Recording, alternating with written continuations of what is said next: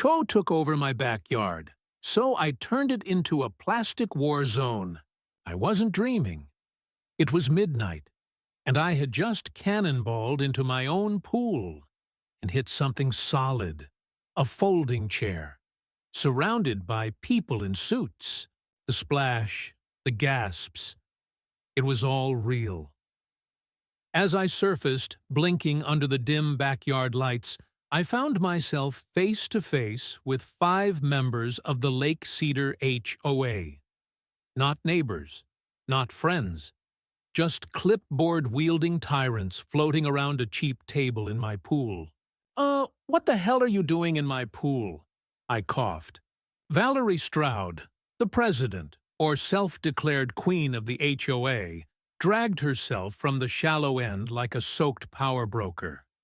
Her makeup was running, her blazer clinging awkwardly. "This is a closed board session," she said, as if I was interrupting a sacred ritual. Section 11B of the Emergency Utilization Guidelines allows us to designate underused outdoor areas as temporary meeting spaces. "You made that up just now," I said flatly. She didn't deny it. "You can file a complaint next Thursday. At your place, by the way." I was too stunned to argue. I just stood there, neon swim trunks dripping, watching as one guy casually pulled chips out of a waterproof tote, like this was a lakeside picnic. That's when it clicked. They weren't just ridiculous. They were power-drunk. The next morning, I opened the gate to find a notice duct-taped to my fence, "Temporary Shared Amenity Declaration." My private pool was now a communal resource. "Valerie!" I shouted down the street. She turned around with the smugness of a villain in a Hallmark movie. "Oh, Travis, don't be so dramatic. It's just until the clubhouse is fixed. You never even use your pool. I was using it when you were in it." "Anecdotal," she waved off. I wanted to scream, but instead, I brewed coffee and stewed in silence. That's when Ben, my neighbor and the unofficial neighborhood gossip, showed up with a lasagna and a warning. "They've been kicked out of the clubhouse, the gazebo, even Ted's garage. You're the new secret lair, man. Valerie's got a list of quiet zones. You're at the top." And just like that, I realized I wasn't paranoid. I was their next victim. So I made a choice. I wouldn't just complain. I'd fight back. Not with legal action, with absurdity. Operation Plastic Chaos. The idea hit me while scrolling through TikTok. A daycare ball pit. Pure, colorful anarchy. I Googled bulk plastic balls. 5 clicks, 3 credit cards, and 40,000 balls later. I had a plan. I labeled the shipments under fake business names. Kiddo Zone Enterprises and Bubble World Events. My garage became a rainbow fortress of rubber spheres. My mom walked in, tripped over a box, and laughed until she choked on her iced latte. "Revenge?" she asked. "Exactly," I said. We drained the pool under the moonlight. By sunrise, it echoed like a canyon. Then we started filling, bucket by bucket, layer by layer.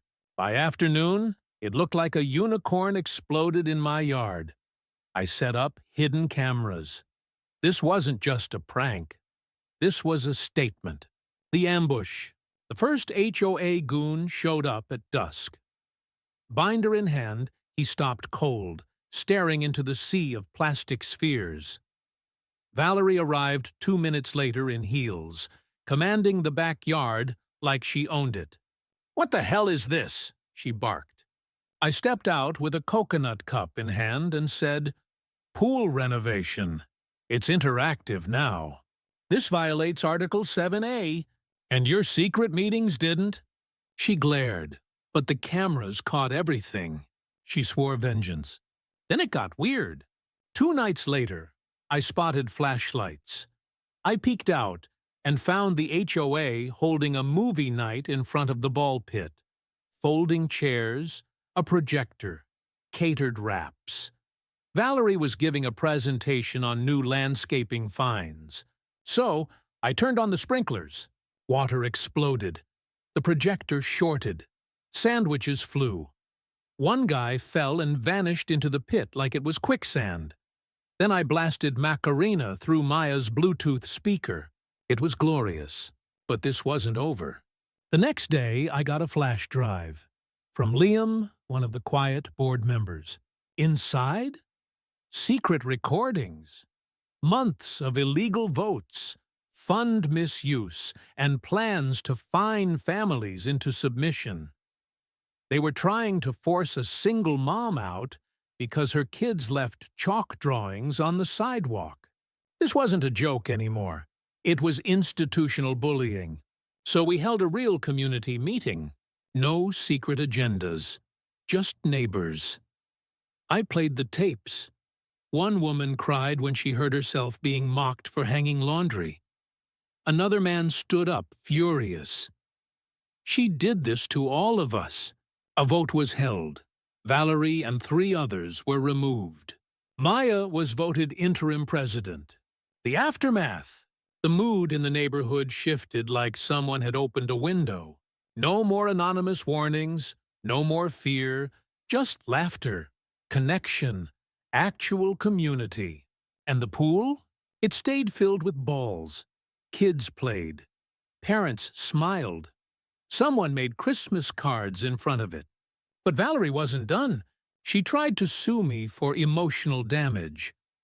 Then she broke into my yard and tried to dump a tarp over the pool, and got blasted by the motion sprinklers. The footage? Yeah, it leaked. Valerie's last splash went viral. Now, the pool has a new name. The Freedom Pit. We even made a sign. It's not about revenge anymore. It's about standing up. When someone abuses rules to control people. All it took was some courage. And 40,000 plastic balls. What do you think? Was the prank too far or just right?